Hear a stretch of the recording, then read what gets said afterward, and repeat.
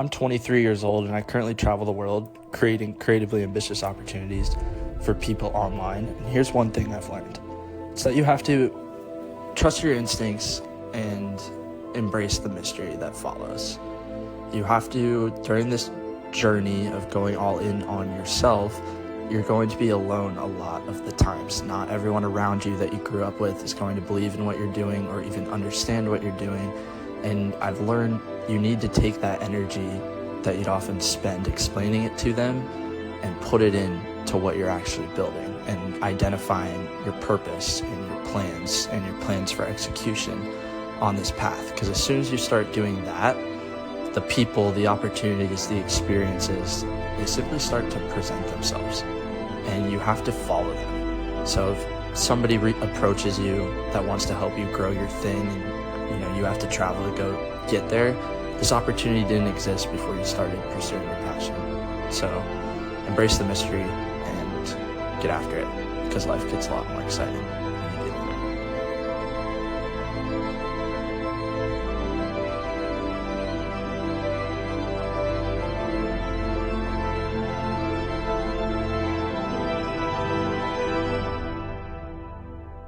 Yeah, don't take it too seriously. Of course. Yeah, Liam, welcome in. I'm so excited to have you. Liam is a fellow 8 player and somebody I really want to get my network more exposed to. And you're recently joined the community. So anybody who's been keeping about up with 2 the weeks show, ago. you've seen Amir. Yeah, you've seen Fareed now. You've seen James. Now I'm introducing you to Liam. So this tells you if you're not in it, get in it. But Liam, welcome to the show, man. Thanks for coming on.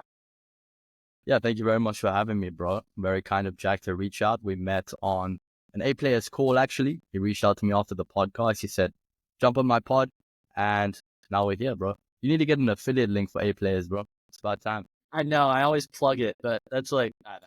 It's brought me great conversations like this. So I always say, like, that's when you're working with brands that are dope, because I feel the residual without even the cash thing. So I do want to, like, where I start with everybody, frankly, and this is how I get to know you, you get to know me a little bit better, is what is top of mind for you, this present moment. Right now? Yeah, to be honest, today I was thinking a lot about being bold and how a lot of times I've gone into business ventures, maybe even gone into relationships from a place of timidity.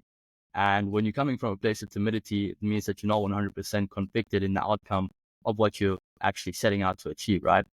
And every time I've done that, it's always just ended up being a waste of time.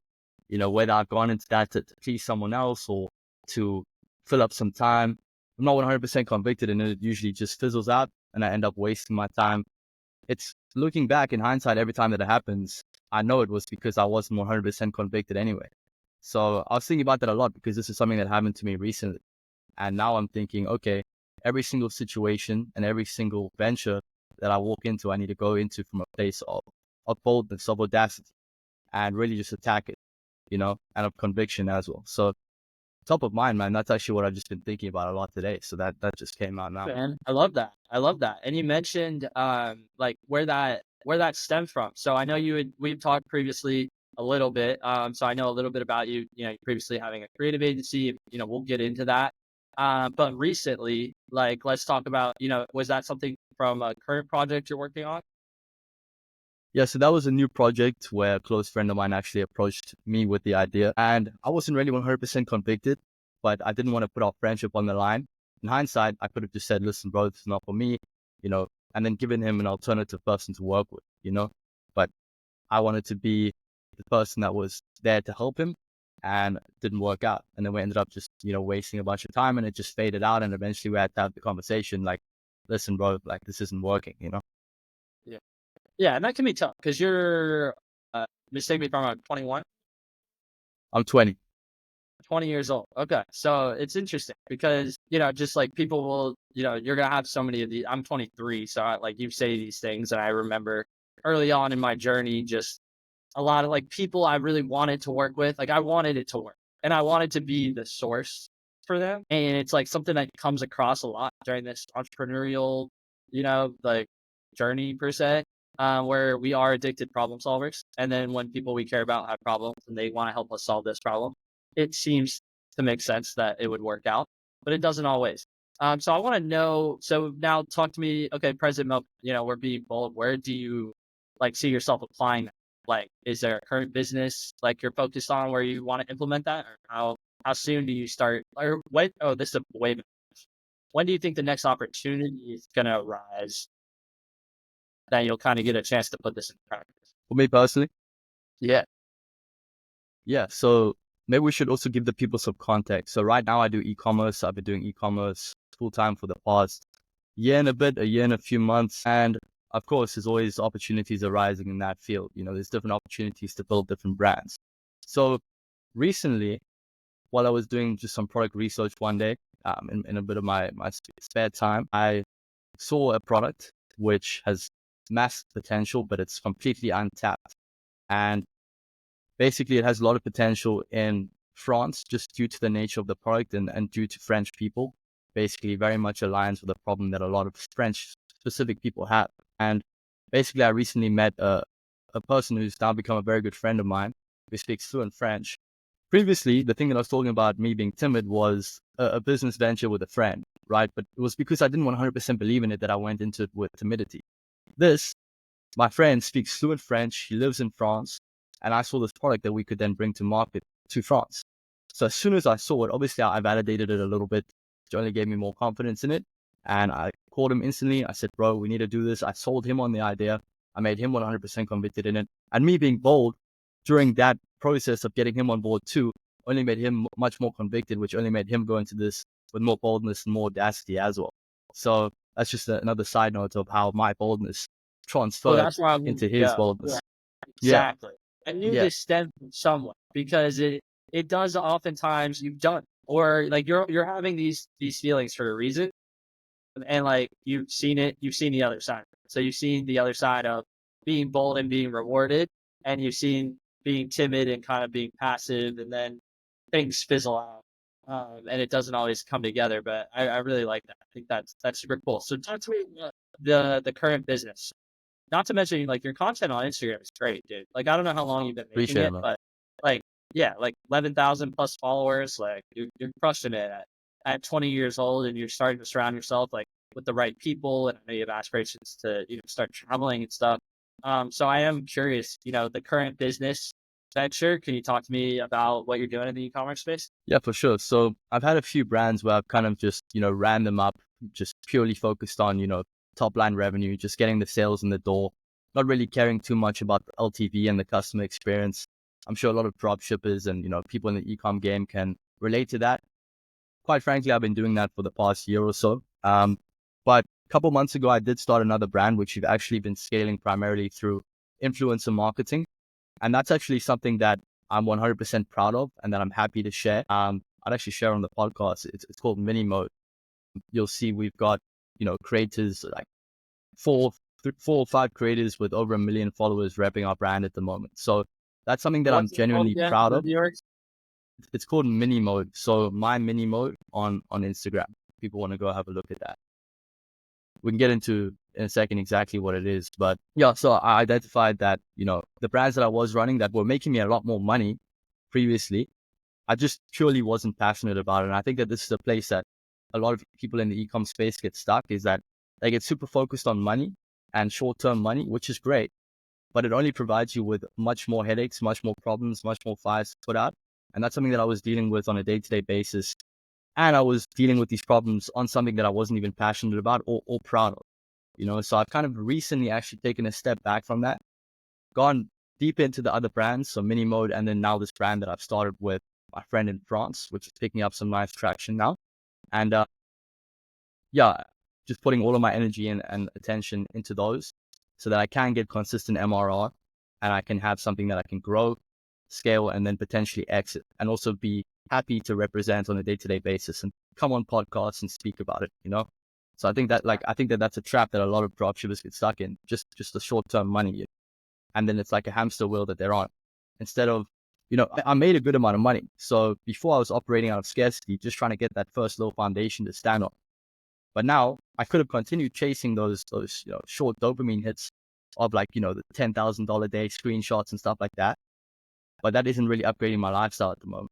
So there has to be a point where you take a step back, you accept that, okay, maybe you're not going to make as much money in the short term now, but you're building something which is going to obviously yield you a lot more money in the long term. Okay, so you're basically outlining a big issue I think I see the dropshipping space, the e-commerce world, where especially on the guys that sell the quote unquote courses for it, where like I've never heard an e-commerce guy talk about the importance of MRR. Like they're always talking top line revenue, how many like cash, whatever their cash balance is, blah blah blah. And I'm like, but they're okay. You could make it's cool to have proof that you can make $100,000 in 1 month, but not every month is December and Christmas and Black Of Friday. course. Yeah. So like, what's the sustainable aspect to it? Because it's sold, and I want to hear your experience on this because with you being 20, I'm not sure when you first got exposed to drop shipping, but I am curious. Personally, I started there and I started with drop shipping, and it was because I thought it was what I could get rich in the fastest. I kind of want to know what was the trigger for you. Was it the first trigger, or was this something you came to later on? You mean to get into dropshipping? Yeah, like what was your kind of, I call it the rabbit hole, but when did you get, decide to get exposed to it? Or what, more better, what made you say, I want to take this chance with dropshipping? For sure, man. That's a good question. So I was always kind of dabbling in the online space, just consuming videos, consuming content, which I think is actually very important for a lot of people in the beginning stages because they have beliefs and they have thought processes that they need to rewire, even if they're not taking action. But of course, there is a point where you need to, get the knowledge and then put it into practice. But that's a different tangent. So I was fortunate enough that I was aware of everything, but I wasn't really taking action. And this was 2021. I was 16, 17 years old. And a friend of mine came up to me and he's like, bro, we need to stop dropshipping. And I was literally like, no, dude, like it's saturated. This was 2021, bro. I wish I went harder with it then, but I literally told him, no, it's saturated. Like, I don't think it's going to work. We need to start an agency. This is when I was watching Iman Gadzi, stuff like that. I was also running a creative agency at the time. So I was making like some money, but nothing crazy. And then we started testing products, eventually convinced me. We started testing products. I started getting more and more convicted, even though we weren't really making any money. We made our first sale. That obviously gave me proof of concept that we can convince people to give us money. Testing products, nothing really like taking off though. One night, we tested a product or we launched it. We went to bed and he was at his house. I went back to my house. We had school the next day and I woke up and we had done $1,000 in sales overnight. $1,000 in sales. That was like life-changing money for me. Like, especially not life-changing. Of course, my life didn't change from the money, but seeing that I made that overnight was a life-changing thing to see, if that makes sense. And I walked into school feeling like a legend, bro. Like my teachers, like in South Africa, the average salary is like $750 if you're a teacher. So I was like thinking, I just made more money than my teachers. My focus went to the dumps that day. I didn't care what the teachers had to say. Long story short, our money got hold on PayPal. We didn't have any capital to fulfill the orders. We had to take a loan from my friend's mom, and we only got the money in 21 days. So we couldn't scale whatsoever. We literally got scared. We didn't know what to do for payment processes and stuff like that. So we didn't do anything up there. We made the $1,000, pretty much was unprofitable from refunds and chargebacks. And then, then I don't know what happened. It kind of just fizzled out from there, and we didn't really test anything else after that. But that night when I made the $1,000 stuck with me. The fact that I made $1,000 literally made me feel like I was rich. And even throughout my whole high school career, even when I had no money in my bank account, for some reason, I still believed that I was rich because of that dopamine that I received when I got that $1,000 in sales overnight. So I always carried the belief with me that like, I'm abundant, I'm rich. Like, no, like I literally made $1,000 in one day. It's crazy. Like my ego was way too big in hindsight, but obviously it helped me. It helped me have the belief that that's possible. So after school, tried to start a marketing agency, bought Iman Gadzi's course. Long story short, couldn't get any clients. Grinded that for like 4 months. Then one day I was scrolling Instagram and I saw 3 people looking for high ticket closes, 3 different people. And I was like, okay, damn, like maybe I should apply to these. Like I've been practicing sales for my agency, whatever. Applied to all 3 and I landed one of the roles, started doing closing. I had no idea what to do. I had no idea what I was doing, but I obviously had to learn on the spot. Became pretty good at high ticket sales. And then I started thinking like, this is not for me. I wasn't really enjoying it. We were selling very emotionally. We were having very negative conversations every single day. I was very drained by the end of the day. And this is But at that the did sale. obviously help. Yeah, this is at the sales job. So I was doing like 5-6 calls a day. My throat was sore by the end of the day. Like I just Were didn't you enjoy doing closing? sales. Were deals closing? Like, was the morale Yeah. low because business was low, or it's business good? Yeah, I was making like $5,000 a month from it, which is Okay, crazy money, especially if you're in South Africa. Like it's good money. So I was making good money, but I just wasn't enjoying it. And I just thought like, I made $1,000 overnight. Like, what am I doing for $5,000 a month? Like, I still had that belief. good for So you. I literally quit the sales job. I rolled over all that capital into e-com and I just started testing products. Tested a product pretty much every single day for a month. After my first month, maybe 3 days into the second month, I had my first product that was like ultra profitable. And then we did $15,000 in that month profit. And then I've just been doing it consistently, like been doing e-commerce consistently ever since then. Very okay. Cool. I'm glad. I always like to hear the.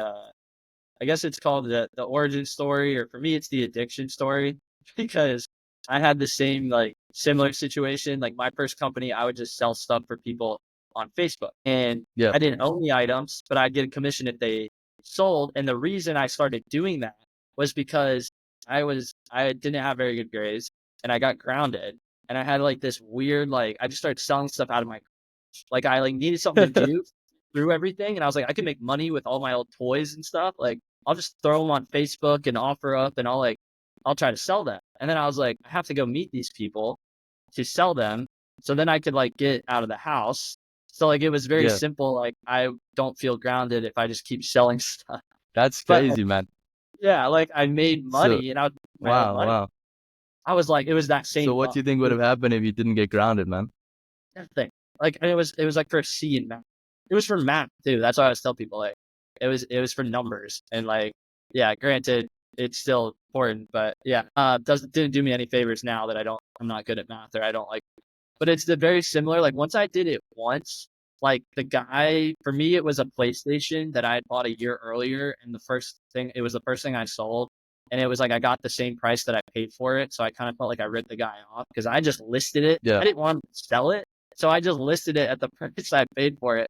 And then this guy came and bought it for his son, and he was like 45 minutes late. So I was like, low key, I could, I wonder if I sold stuff for people on Facebook, they wouldn't want to wait here for 45 minutes. Like, they'll That's pay true. me. Yeah. And so I was like, all right. So I made a freaking fake business card and I just wrote my phone number on it. And I was like, yo, if you ever need stuff sold, let me know. Like, this is for a client. And I told him the PS Vita was like for a client. And he was like, dude, that's such a good idea. And it was like that reaction set me off. I did that business for like 2 years. Now I'm in this space and like we'll go down the rabbit hole another day. But yeah, it was like very similar, like went into that. And then like That's you're wild, man. coming into what started you. Like you kind of did the creative agency and now you're coming back and then went into sales, you have the capital. Now you're getting back into drop shipping. I'm very much on that same path where I love doing that business, but imposter syndrome, a few other things, whatever. I wanted to like get the online space first and then like go from come. So that's super cool. I want to know for my e-commerce guys out there, the first time you entered e-commerce, you hit on a point. We made $1,000 overnight and we weren't prepared for a PayPal hold and couldn't do Yep. fulfillment. So talk to me about, let's just say how you could have avoided that problem, even if it sounds like a simple solution to you now. To some of these beginners, it might be. So like, talk to me how you could have maybe saved yourself with that first $1,000, like to avoid that problem. Yeah, for sure, man. So that is obviously just a common problem that a lot of people face with PayPal as a processor. So to avoid that problem, honestly, just don't use PayPal. That was literally just a mistake on my end. Oh yeah, this is the sauce, man. Let us know, dude. What should we use? Yeah, so don't use PayPal. Honestly, the best thing that you can use is Shopify payments. If you're in a country where you don't have access to Shopify payments or it's not supported in your country, you're going to have to do it through an entity from a country that it is supported in. So I run everything through my US LLC, being out of the States, being in a country where it's not supported. So, I mean, if you're underage and you can't open up a business, there's obviously ways to get around it too. You could always get a US signer, partner with someone in the US, you could partner with someone in a country that has access to Shopify payments. Overall, it just comes down to being resourceful, you know? Like if you don't have something, you make a plan. You don't just accept defeat, because if there's other people doing it, there's a way that you can do it. It's just about getting that information and then actually taking the action on it, you know? So if you're in the States, use Shopify payments. If you're not in the States and you don't have access to it, make a plan, be resourceful, speak to people, message people on Discord, join Discord servers with people that are trying to do e-commerce, partner with people, bring a certain level of value to the table, and then they'll be happy to partner with you. So yeah, that's off the top of my head how we can avoid that. Yeah, I like that. And then what would you say is what's a recent challenge you faced at the level you're at now, or maybe a consistent thing that you're trying to improve on with your business at the scale it's at now? Yeah, honestly, the main thing that I am trying to actively improve is LTV. So lifetime value. You know, if you acquire a customer once, that's way more valuable if they come back and they purchase again and again and again, because then your CPA, your cost of acquisition, stays that first price that you acquired that one customer, but you're getting multiple purchases, right? So that's something that I struggled with in the beginning, getting people to actually come back. And to be honest, all it took was looking into a few things in the business and then obviously reverse engineering. So are you getting a lot of complaints? If you're getting a lot of complaints, then obviously a lot of people are unsatisfied. Obviously a lot of people aren't going to come back. You know, that's a simple thing. You know, improve the quality, get custom packaging, make the customer feel like they're a part of a unique ecosystem, like they're joining something. So that can be done through the hands-on experience, but then it can also be done through the virtual experience. They follow your pages, they entering your ecosystem. So you need to be consistently nurturing them, making them feel cool. We all have people that we follow on Instagram that as soon as their story comes up, we tap on it. That's because they make us feel a certain way, you know, and then subconsciously, because they posted all of these stories that we enjoy, when you enjoy something, you feel good. Every time it pops up, you're going to click on it again. So if you can retarget people through your content on Instagram and make it resonate in their brain, that's another way to get them to come back and purchase. So that was my biggest challenge. And then that's also how you can kind of solve that challenge too. Yeah. Isn't it funny how like you're kind of the best way to like solve your own problem sometimes is to start teaching it? And it's like you literally just gave me a masterclass on LTV. And like if I ever wanted to launch a merchandise brand, like that stuff is very important. Like how do Yeah, I, because a lot of these digital communities that's popping up where they can learn from call them e-com guys, whatever, like somebody with e-com experience like yourself that strictly does Shopify, that's been through the fire, that's tested different products, is you guys kind of know how to get people to buy freaking anything. So I'm sure like a t-shirt that says something funny on it and has a good looking logo, like you can help somebody scale, right? Like, you yeah, know, like it's a lot simpler than the fidget spinner that nobody even knew would get kids addicted, you know? yeah. So I learned a lot just sitting here, you know, kind of hearing your, like how you go about, you know, selling your products and stuff like that. And, you know, is your goal with this? I know you mentioned, you know, starting products and scaling them. Is that like a seasonal thing in e-commerce, or are you like creating companies and like ultimately selling like the stores? Yeah. So just so that I have the question correct, you're asking, am I trying to, wait, can you just rephrase the question? Yeah, so like your goal with like, I guess what's the ultimate way to that you can scale in e-commerce? Is it consistently having quality products, or is the, you know, call it the 5-year game for you to maybe build and exit like actual Yeah. store type thing?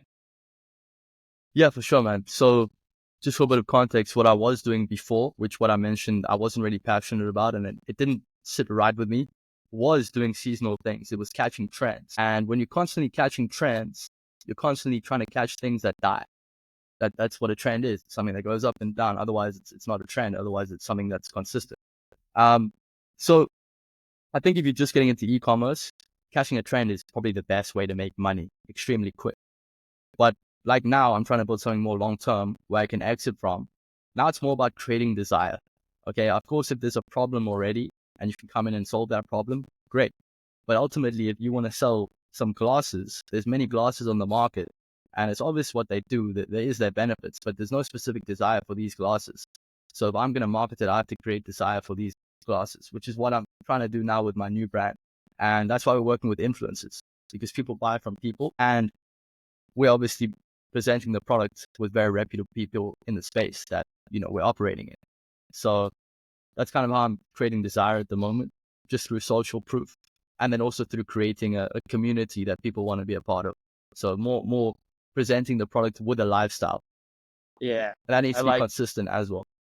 Yeah, I like that. And you're bridging the gap because I think what the best coaches and the best info products are doing, that's what they're doing as well. They're creating call it a cult, but like a community around their expertise. And you can create a community around products that make people feel a certain way. The reason I join A players is because I get a certain value exchange.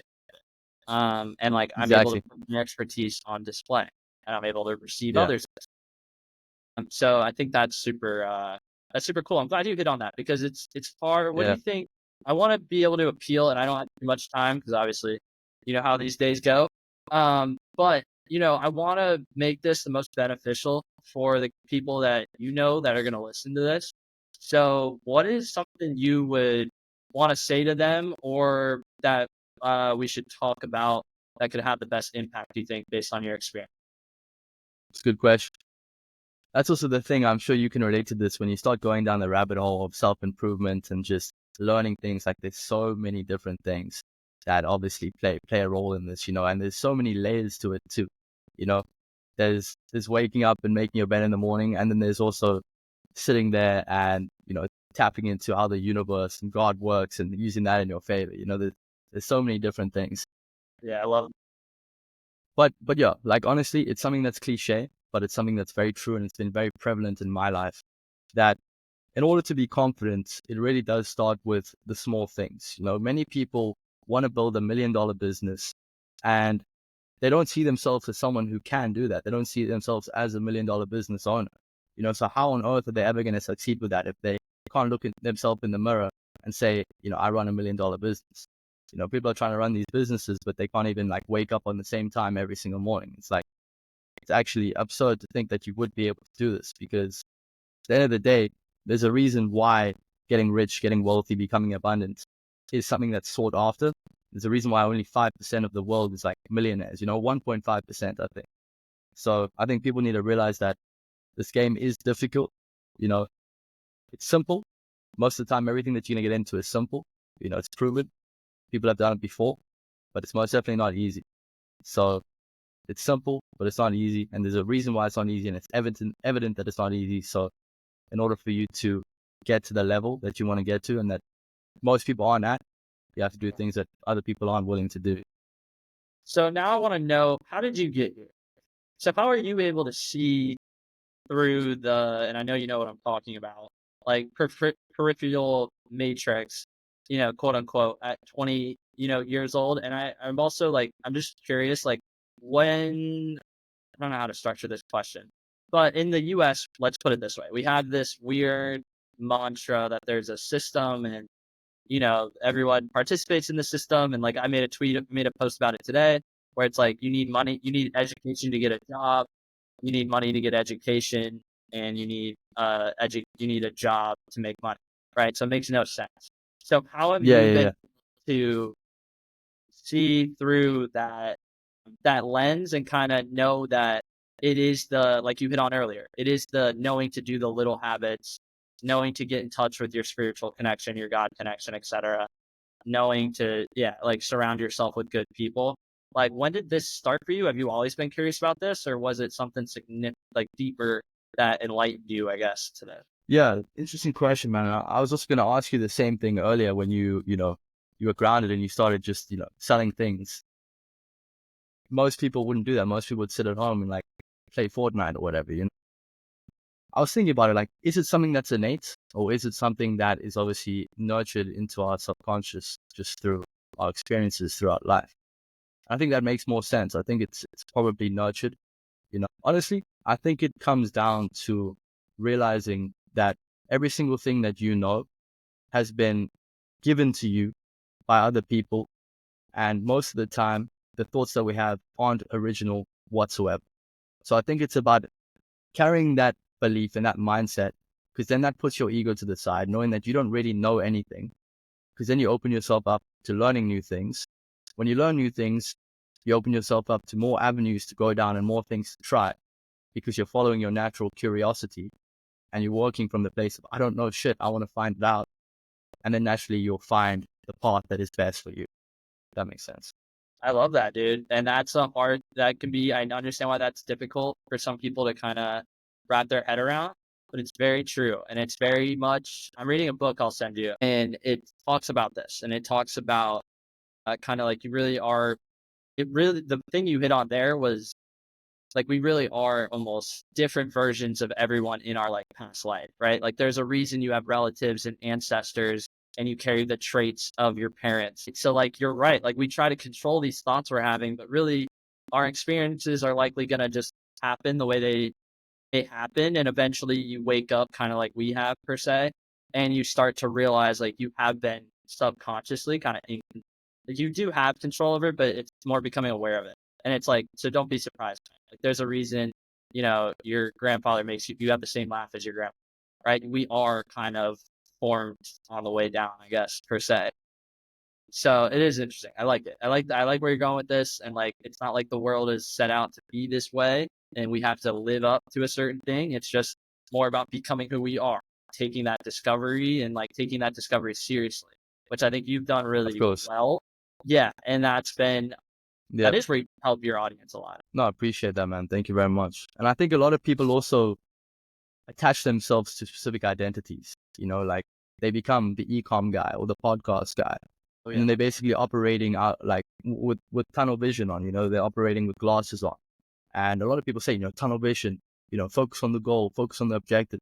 Yes, I think you should have a vision that you want to achieve in your life, but maybe not the exact roadmap to get there. You know, I think it's important to be prepared, but I think it's also important to be willing to go down different roads sometimes, you know, because you might find something that's even better for you. You know, a lot of the time people just have tunnel vision and they basically assign themselves to a specific identity and they inhibit themselves from ever changing, from ever growing at the same time. So and frankly, dude, like we hit on it. It's like there's a good, or we haven't hit on it, but I'm glad you just touched on it. We have like, there's a very good chance we'll all be here past 100 years, right? Why attach the identity to who you are at 18 or 23 or whatever? And as soon as you become aware that you might feel attached to it, I have to do this all the time. Like I have to do this all the time where I did feel like the LinkedIn guy and I did feel like the podcast guy. And I was like, it was inhibiting the decisions I was making. But as soon as I quote unquote woke up to it and was like, hey, if I just stop doing the things that represent something that person would do, then I don't feel like that person anymore. So I can just like not feel like the podcast guy as long as I release my attachment to it. And instead of trying to build this massive thing every single day, just focus on the conversation I have in front of me and let everything else work itself out. Because that's where I've seen the most peace. I'm not thinking about this 24/7. I can just show up and have like quality conversations. And I know it's having it's having more of a positive impact by me doing it and by you doing what you're doing than it is with us not doing it. I always say people underestimate that 0 to 1 is still 100%.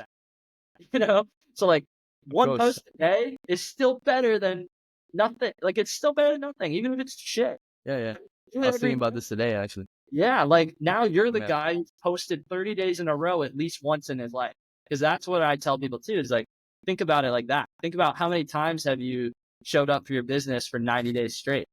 So if you're trying to go 6 months monk mode, you don't have any experience. You can't like, don't put that expectation that you're going to turn it around in 6 months if you've never done it for 3. So do it for 7 days, you know, go monk mode 7 days and then go 10, because that's helped me the most. And that's why the big, not to like podcast, but it is my show. Like the weekly profit, like is literally just about showing up every day, because that is, if I name it the weekly profit and miss a week, I feel like an asshole.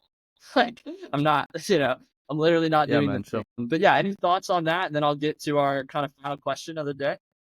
Yeah, man. Yeah. I mean, I was thinking about this exact same thing today. And it's basically what I was saying earlier, you know, like people try to go monk mode for 90 days, but then they've never even woken up once in their life on time or when they said they were, you know, they've never made that bed. It's like the simple things. But yeah, another thing that I was thinking about today was also what you mentioned was, you know, posting something is better than posting nothing. You know, basically taking some action, even if it's not perfect, is so much better than taking no action at all. And this is something that I've struggled with. Let's say I need to record a video. Let's say I need to make a loom. Let's say I need to hop on a meeting with team, and I'm really not feeling it that day. sometimes I would have been inclined to like just cancel it or just completely ignore it. Let's say I need to send a voice note to someone about something important. Sometimes because I don't really want to do it, I kind of just, let it sit there. But that only does worse for me and also how they see me, my character, than if I were to just send a voice note and for it to maybe not be 100% perfect, but at least I've shown up, and at least I've done it, and at least I'm taking action. So doing something is always better than doing nothing. It's the same thing. If you're not feeling confident someday, maybe you got a pimple on your face, you're not feeling attractive, what's only going to make it worse is if you let that affect your confidence visually, because then you got a pimple and you don't look confident. Rather have a pimple and look confident. You understand what I'm saying? Yeah, be the hottest motherfucker with a pimple. Like, that's what I would do. Exactly, man. Exactly. I like that. Okay, cool, man. So, yeah, dude, I give, and, normally I would try to, you go the full hour, but it is midweek, and we do have jobs that we work, even though people think internet money means that you don't work at all in your life, and I never understood that. But I do give every guest one chance to ask me one question. I'll answer it as honestly and legally as I can. Yeah, for sure. And I'll be selfish on this one, because maybe you can also teach a lot of people other things. And I don't know why I'm asking this, literally just what came to my head right now. But if you had to take, and obviously this is going to apply to people that are watching this too, if you had to take me as a person and kind of the character that I showed you on this call, how would you, because obviously you're a podcast, so it's just important for you, how would you come across as a more likable person? So if I was in your shoes, how would I be more likable? Yeah, so basically I'm asking this question because people would have listened to this whole podcast. They would have heard me speak. They would have heard you speak. I've just been myself, of course. But if you had to then break it down, like, for example, do an audit, because that's important for you as a podcast host to be likable, and you are very likable. So that's why I'm asking you this question. It's obviously something you're knowledgeable on. How would you be more likable? Okay, I like that. Yeah, and I think this could help.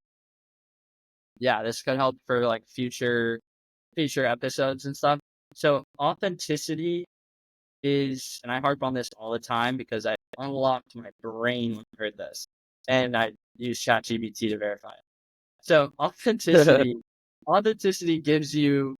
actually gives off a higher frequency than love. So people often think that love is the highest frequency in the world, and that's why we crave it, and that's why we're always trying to create it, and that's why if we don't have it, we just feel so lacking of it. Reality is we feel that lack when we're not ourselves. It's self-love. Self-love creates authenticity.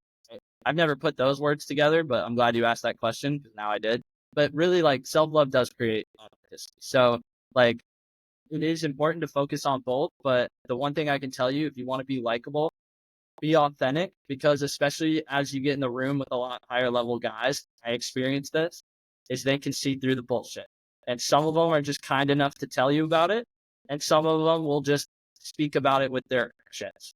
So like, oh, they didn't respond to your email for 6 months. Well, think about it. Did you tell them some shit that they may not like have been able, or that they may have done the research on? Well, that's valid. It's happened. Like, so I would always say, like, authenticity always wins. It's the highest frequency. And at the end of the day, like, the best way to be more authentic, because this will give some more actual instruction with this, is, yeah, always don't ever be afraid to always speak from personal experience. It sounds very simple, but if there's a funny story that comes up with a question I ask you, and it's not the most constructive answer, but it's a funny story and it makes you happy and it gives off that vibe, people remember how you felt telling that story versus you being like, well, run $48 a day and do this. I want to hear, dude, like you mentioned, like, I want to hear we made $1,000 overnight and then we didn't know how to fulfill it. And I literally had to ask. So if you want to avoid that, don't use PayPal, because all these new guys, they're probably sitting at PayPal running all these ads being like, oh my God, PayPal's hooked up. And now they listen to this podcast for the moment by chance and they solve that. So yeah, you want to be more likable, be authentic. I've had to do it. When I first started this show, watched the first few years, I never let the guests speak. And now I do a lot better job, I think. But, yeah. So yeah, just be authentic. No, you've done a great job, man. All right. I completely Awesome, agree with that, man. And I also do believe that that's a skill, especially if you're authentic online. That's kind of a skill that you need to build up. And Like you said, it comes down to supply self-love, and and then it demand, comes dude? down to being comfortable as Yeah, 100%. Yeah, yeah. Talking about supply and demand, that's why it wins. That's why the authentic content wins. Arlen's hit on this a bunch. Why I followed Arlen, frankly, because I thought his content was pretty legit, especially at the beginning. And now, he's come back into that, and it wins because it's so common to see fake fraudsters online. It's very rare to see guys doing it the right way that I'm trying to host on this podcast, and expose the audience to, like yourself. Because if you just follow this podcast, then I don't want to be in the room with frauds anyway. So like, I'm not going to have them on this show. Like, that's the point. We have control to do this, and you have the power to go on shows where you resonate with the host and like you can see some alignment. So because that's going to Of provide the course. best value to like what's going on. So you're very self-aware, and I think that's why you've seen the success you've already seen to this point, and why you will likely sustain it. So yeah, man, I can't thank you enough, Liam, for coming on. If you have any final thoughts or where we can find you, feel free to plug it in, and then we'll get on with the rest of our day. For sure. Jack, thank you so much for having me on, man. Really appreciate it. You are a real one. You reached out to me. You said, listen, come on. We didn't even meet each other. We just saw each other. So yeah, I knew it'd be a that good goes a one. long way, man. And I really do appreciate it, bro. If you guys want to find me, it's just Liam Bradshaw 1 on YouTube, and then on Instagram, Liam Bradshaw with no A on the shore on Instagram. So yeah, that's where you can find me. If you enjoyed the podcast, also reach out to me. I love speaking with people in the DMs. So yeah, we'll happily chat to you guys, and just let me know if you guys enjoyed it. But Jack, bro, thank you very much again. It was a good one, and it was a pleasure to be on. Yeah, man. Appreciate it. And to anybody who stayed this long, I sincerely appreciate you. Like, subscribe, do the duties. If you rate my show on Spotify, send me a screenshot. I might buy you lunch. I know you guys don't believe me, but I actually will. Unless I get 100 of them, then I'll. But anyway, all right. Thank you, Liam. Have a great rest of your day. I'm going to stop the recording, and we're out. And